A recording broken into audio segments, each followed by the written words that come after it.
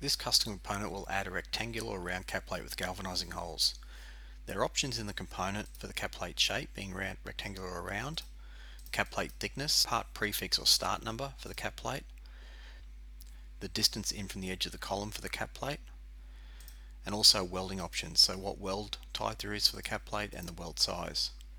In the galvanizing hole section, we've got control over the hole diameter, the bulk grade in case you want to set a specific bulk grade for the galvanizing holes, minimum edge distance, so you can control the minimum edge distance from the edge of the hole to the edge of the plate, and internal clearance value to control the edge of the hole to the inner edge of the column profile.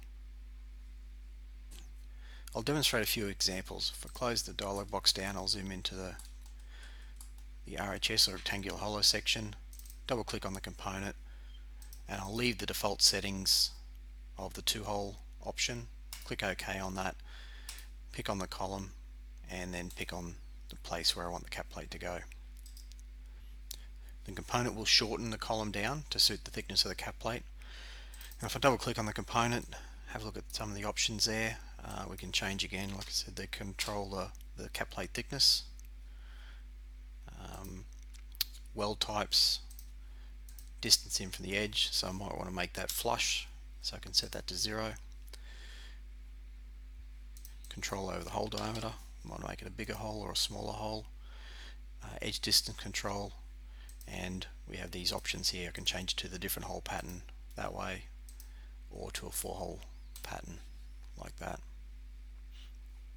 And also the clearance is the internal clearance, so we might want to increase that to 5. As you can see, it makes the changes there. If we now pan across and look at an I-beam, double click the component, I'll change the option now to be a 2-hole I-beam type arrangement.